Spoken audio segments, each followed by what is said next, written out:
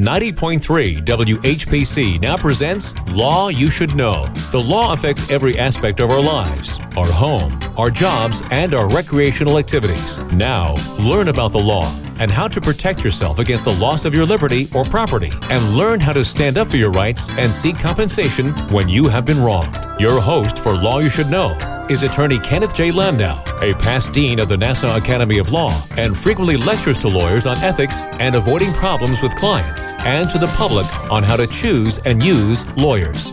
This is Law You Should Know on the voice of Nassau Community College, 90.3 WHPC. Hi, this is Ken Landau, and welcome to Law You Should Know. Our special guest today is Lisa Gerasi Rigoni, and she's a professional organizer who helps lawyers and other businesses to be better organized and downsize and declutter, especially after COVID. Lisa, welcome to Law You Should Know. Thank you so much, Ken, for having me. It's a pleasure. And why is it so important that lawyers and others try to declutter as we emerge from COVID? That's a big question, but I've been asked it not necessarily a lot, but I believe it's COVID. I mean, COVID did something to the whole world, obviously, but there's a sense of, and more people are working at home. I know a couple estate lawyers that I work with that have not gone back to the office. They stopped paying rent, and they meet with their team at one of those set, like group buildings once a week or once a month. Which could even be a Starbucks. Yeah, exactly. And they do their jobs, So a lot of people, even during COVID, when the kids were working, at home and the parents were working at home, we did a lot of work separating things. And now people are still living at home and trying to work from home. And, unless you have a designated area, you've been able to turn a room or a space into your office, there's always overflow. So we work a lot with professionals that, and people, just in their homes with the mental and physical clutter. So, and if you think about lawyers, most of them are dealing with some heavy subjects and heavy information, a lot of paper and a lot of numbers and a lot of, emotions. And to stay organized and on track with each client or each project, each situation. We work with a lot of nurses and doctors too. So you either have to enjoy color coding, different file colors, different tags or labels for different areas of your business, or, most people spend most time trying to find things. So let me just ask you, if someone is, what kind of space works best if they're going to work from home? What do they need there? What low tech or high tech? What are some things that they need to make it work? I think that's specific to the person, because I live in Northern Virginia, and we're just out of D.C., and there's, Arlington and Alexandria have very small houses, and they were built in, 17, 1800, some of them, and you have to make do. So maybe you use a small closet as where they keep all their files, and then a bedroom for their office. Some people have just used those little office areas or desk areas in the kitchen, and they use the cabinets for their organizing, their files, things like that. I don't think there's a yes or no or black or white answer to that. It's really what the person needs and how they function. And they need an area of quiet. They need whatever tools they need, low tech or high tech, they need something to to be able to reach those and not waste time, looking for them. Mm-hmm. Exactly. Yeah, I totally agree with that. And given that they're probably going to do some presentations or meetings on Zoom, what makes for a unique but good Zoom background? Well, there's the virtual backgrounds. Of course, I have started just doing the blurred background, and that helps me. I mean, I have ADD. I know I'm a professional organizer. Everyone's, how can you be an organizer if you have ADD? Well, I'm super focused. So sometimes if I'm on a Zoom call and there's a lot going on in the background, I lose my train of thought looking at their plants or their animals in the background or pictures of their kids or books. So for myself, because, you can see yourself when you're on Zoom, I start looking at the background. So I like that blurred background. So it's just you talking. There's no other, stimuli around, or stimulus, I guess, I don't know what the word would be, around to call attention off of the person who's speaking. Is there something that you could have to promote yourself professionally, like a law book or maybe a book you've written, or an object, depending on the area of law you cover, sports or something? Yep. Something to becomes an area of inquiry that might help you be an icebreaker, or just makes you look professional or accomplished. Right. Your business name, you can do a virtual background with your logo. I've actually tried to do that a few times, and it's off center, and I don't know how to do it. But I'm not on a lot of Zooms anymore, thank goodness. Except sometimes I'll teach webinars and things like that. But then I do the virtual background again, so they're just focusing on on what I'm saying. But you can do that. There's been people, and I also have a what's it called? The retractable banner. The horizontal or the vertical that I use for my book signings and things. So sometimes I'll put that in the back. And then it's, if I'm talking about my book. And that works. And are there any don'ts, that things you don't need to have if you're on Zoom or if you're going to have a home office? Oh, gosh. I think just don't keep it too busy. I mean, it's going to help you to be organized anyway. So if the back is too busy, I think that it's just distracting. Or in front of you, too. If you have the computer in front of you and you're seeing your desk with all that work in front of you, it's hard to stay focused on what you're talking about. So if you have a pile of books or a pile of files or a mess is a sign of less success, not more success, if you're on Zoom. Oh, that's good. Yes. Yeah, true. I agree with that. And you also help people have less mess and less stuff so they can achieve more success. So we're just flipping that prior slogan, right? Yeah, no, I believe so. Yeah, it's hard to, myself included, but, a lot of my clients, and I'll go back to it again, the mental and physical clutter. And usually when there's physical clutter, it's a direct reflection of how you feel in your life and inside. And, psychologists, psychiatrists will say that it's a direct reflection of the pain that you're in. Well, again, it also doesn't present a positive image to, actual or potential clients or people you're trying to network with. Exactly. And what are some things that might enhance your environment? Do you, is the lighting important? Being having a good position with the chair and the seat and a comfortable seat. Yeah, especially on Zoom calls, for sure. And we're not like interior designers or anything, but just something that you feel productive in. A lot of people, for a while, I was doing Zoom calls standing up, at a standing desk. And it just makes you feel, you're not slouching, you're standing up, you have a little bit more energy when you're standing up. So those are all good hints. If you're just doing a family Zoom, sit on your couch and all that. But if you're doing something professional, there was a friend of mine whose son was doing job interviews. You'll like this one. Job interviews with, he had to come prepared with a suit on and everything. And one of the interviewers had him stand up and show him his feet to make sure he had pants on, first of all. He had dress shoes and socks on, and he did, and he got the job. Because he came prepared. And it's never interviewing. You obviously want to be dressed and not in your pajamas because you don't know what can happen during the course of it. People have got in trouble. But is it important to look professional all the way so that if someone does ask you that, you'll be ready?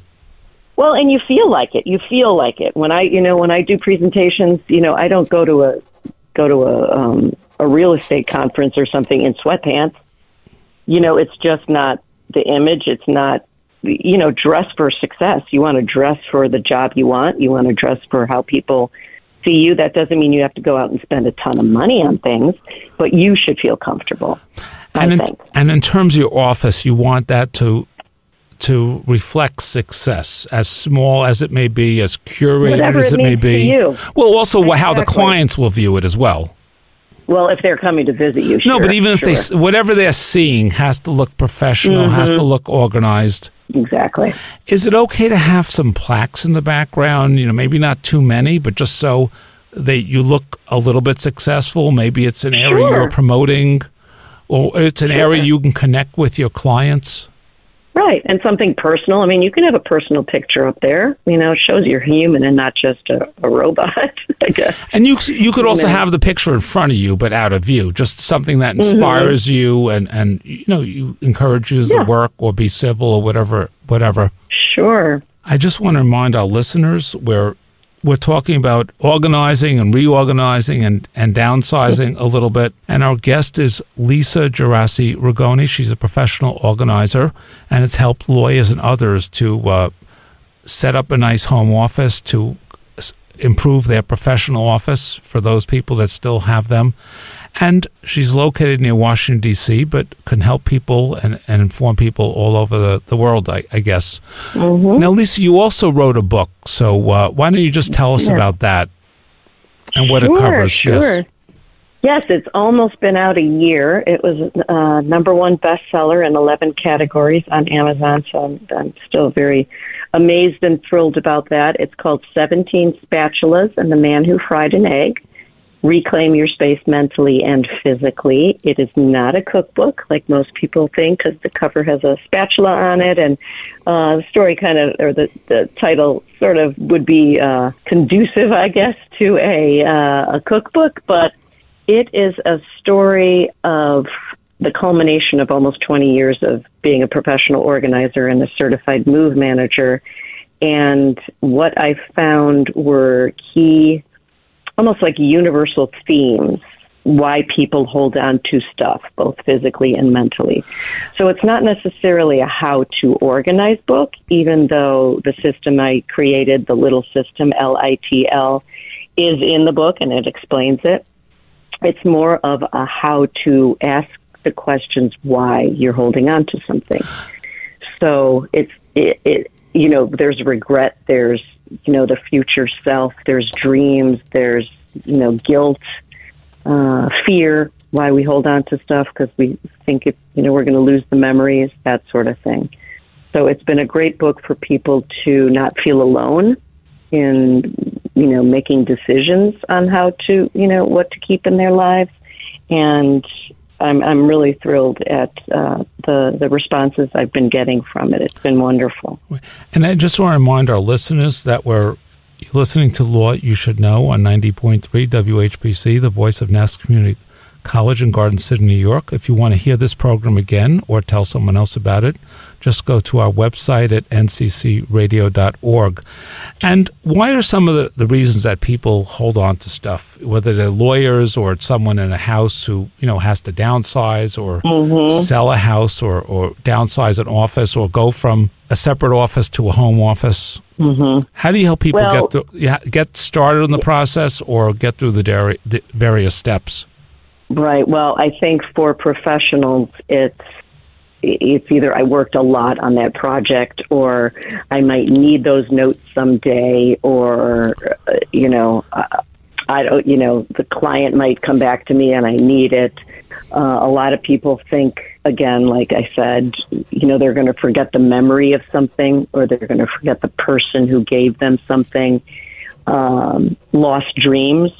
People hold on to, I work with a lot of people who, were photographers and they bought all this equipment, or I worked with a 93-year-old woman, I think she was 96 actually, who had macular degeneration, and she used to paint pottery. She used to paint china, but she wanted it all with her because she thought one day she's going to do it. Someone who knits and, keeps their knitting, and they have arthritis and it hurts. So a lot of that. And then there's also guilt of people who are holding on to their parents' things or their kids' things. And, well, I don't want to get rid of it. Mom and dad or grandma, made sure she gave it to me, and I've never used it, and it's been packed up in a box for 40 years, but I feel guilty that I don't want it. And it might be a collectible now. It might be worth a lot of money. It could be, but very rarely do we find that. Usually it's old. It's just old stuff. And the things that are valuable to us personally in our family, nobody else wants them necessarily unless they're, of higher value. And then even that, since COVID, that's changed a lot too. So do you still help people start the process by putting out 10 items and putting them in a hierarchy from most valuable to least and letting them get rid of the least valued item first? No, not necessarily. That's what it comes down to. You kind of summed it up. But the little system I created, my name of my company when I started in 2007-8, was Leave It to Lisa, and that's LITL, the little system. So the first L, kind of like what you said, Ken. It would be when you look at a shelf, what are the things you don't want? Let those go. So you look on a bookshelf and you have all your law books and your school books and your textbooks and you're this. Okay, I really don't need that. I can get that one online. That one's, it's a. And they may be old anyway and outdated. Yeah, exactly. But some people like to keep them. My husband kept his business school books for years and years afterwards because he spent so much money on it. And he thought, well, I might use them someday. He hasn't, and he wouldn't have. But that's the kind of thing. So the little system is let it go. What are the things you don't want?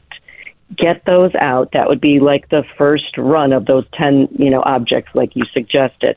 Then the next, the I is intentional. That's, well, will I use it? Am I ever going to use it? Can I repurchase this for under $50? Depending on your budget, of course. Or, is it just taking up space mentally and I don't really need it. And on that thing about lots of issues and like taking up space, if it's cluttering up your space, is it also taking up your mind because you're not concerned what to do with it, and that's even eliminating. If you don't think about it on a daily basis, it's still there, and every time you kind of see it, glance at it, you're like, why is it still there? Gosh, I have to get to that. Add that to my list. It's just another stressor, really, when it comes down to it. And it's also a physical and mental distraction. Mm-hmm. Exactly. So what are the other, the concepts that are part of your system? Well, the third step is not really a step. 3 and 4 are really the outcomes of taking those first two steps. So you've transformed, right? You've transformed your space. You've taken all those books off you don't need, the stuff that's just taking up physical and mental clutter. You've donated them. You've sent them off somewhere. You've given them to, the college or, wherever, or a law student, high school. And then the L is love it and live it. So your space, you're loving the space a little bit more. You feel a little bit more comfortable in the space. And, it's not as dusty. It's not tracking your mind and keeping you, stressed looking at the shelf all the time. Another tip for lawyers and people I use that have a lot of papers or even clothing is to take a pile and flip it over. If you can, some people have things piled up, higher than their bodies. Flip it over, and then the papers on the bottom or the books on the bottom, the file on the bottom will be the oldest. So sometimes that's the easiest to say, oh gosh, I haven't looked at this in so long. If it doesn't have Social Security numbers or anybody's, pertinent information, just recycle it. Or, in your case, lawyers, doctors, they usually have to shred everything. But sometimes that's a great tip just to get started. And once you do that, then every week or every day you visit you revisit your stuff and see what else you can throw out? Well, I tell people, because everyone feels very overwhelmed. Almost every job, the client will say, oh my gosh, it'll probably take you, 45 hours to do this house, and it takes us 10 because we know what we're doing. We're asking the right questions of the client, so in someone's mind, they think, oh, this is going to take me months and months and months. I'm not even going to do it. But if you set aside 10 minutes a day, open a drawer, do it. Put on some music, 20 minutes a day, or I'm just going to go through this pile and do the little system. Start with the let it go. Don't get to that intentional until you've gotten rid of all the let it go. Because the intentional step, that's when you have to ask more questions, will stop you in your tracks and you won't move on. So just put the I don't know stuff on the side until you get through that whole pile or that whole file cabinet. And that's and it's drawer. okay to have an I don't know pile, because otherwise you get bogged down. And do you need this? And you have to retain it, and does it still work? So you want to keep moving. This quickly stuff you can regift or throw out or repurpose. Right. Stuff you must save, or you think you probably have to save, and then the middle is what to do with it. So you just put that in a middle pile, and then you go through it at some point. And then you revisit that when you're done with that first step, with the let it go. But that's a very important to simple strategy. It's almost like traffic lights, red, yellow, and green. The yellow being you don't know what you're not sure about it, and you're going to go through it again and see whether it goes into green for get rid of, or red for retain. Right. Exactly. Your new color system, yes. I know. I think I might borrow that. Yes, you can borrow it. And it's a flashing light. That will be a bigger problem. But I just want to remind our listeners, we're talking to Lisa Gerasi Rigoni, and she is professional organizer, and she's also the author of the book, 17 Spatulas and the Man Who Fried an Egg, and she has a website, theorganizingmentors.com, and if you're looking for the book, just go /book.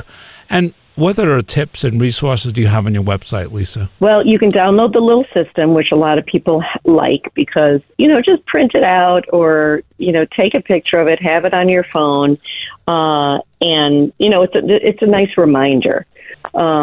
And we always have tips and tricks. My Facebook page has it, my Instagram.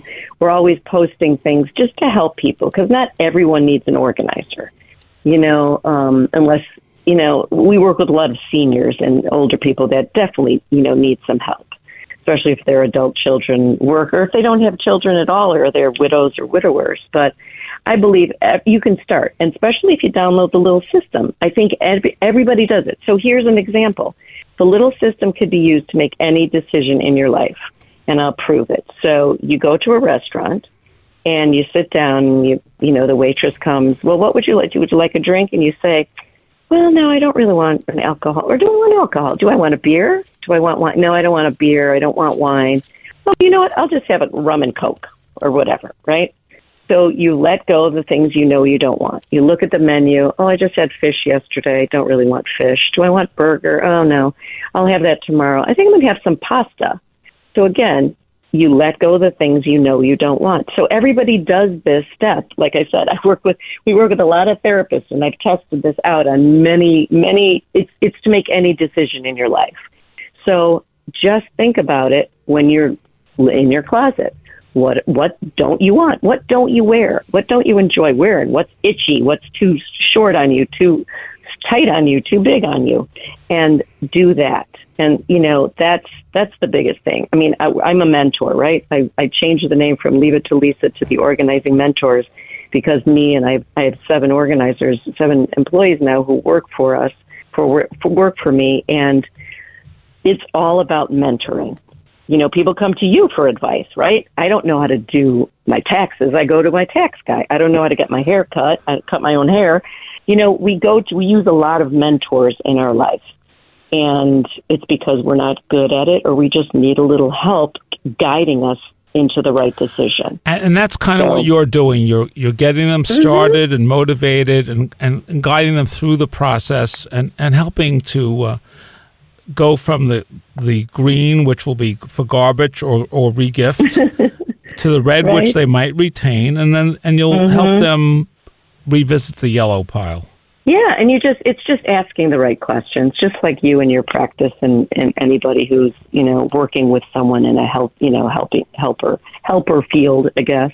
And what are some do's and don'ts to as you guide people for the process? What are you want them to go slow but start to throw out?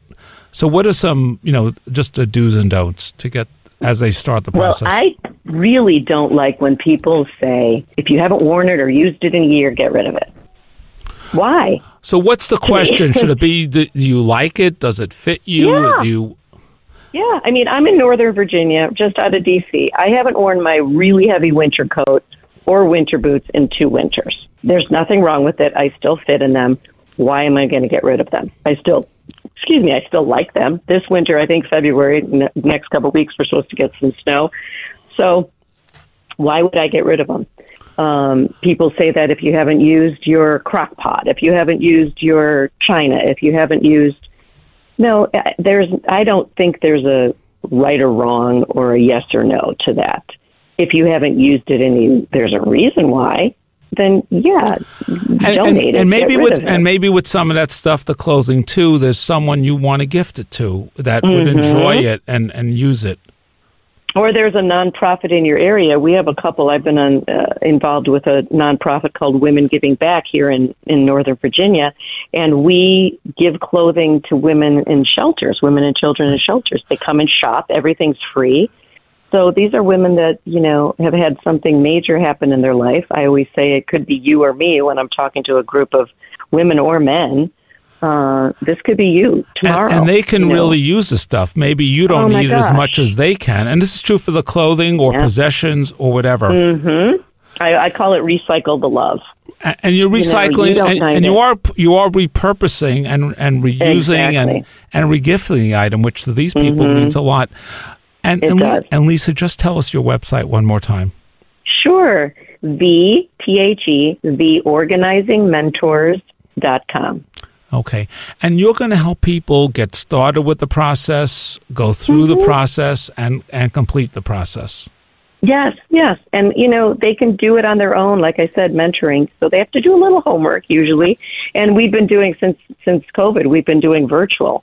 Some clients can't do it virtually if they're physically unable, but most people can. It's just, mild, like guided coaching, go through the closet, ask the right questions, because a lot of us don't want to be honest with ourselves sometimes, and that's a chapter in the book too. And as lawyers and others are reorganizing and downsizing and using a home-based office more, this is a perfect time to start and complete the process. Mm-hmm. And it's spring, so you want to, everybody says spring cleaning is a great time to do it. And then just create a clean slate, because it is going to get messy again.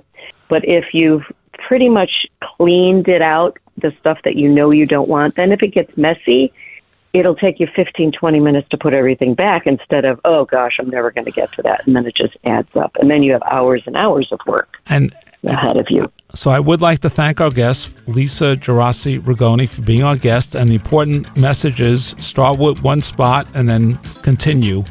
And if you missed any portion of the program, it's available as a podcast at nccradio.org. And please join us next week at this same time on Law You Should Know here on WHPC, the voice of Nassau Community College in Garden City, Long Island, New York.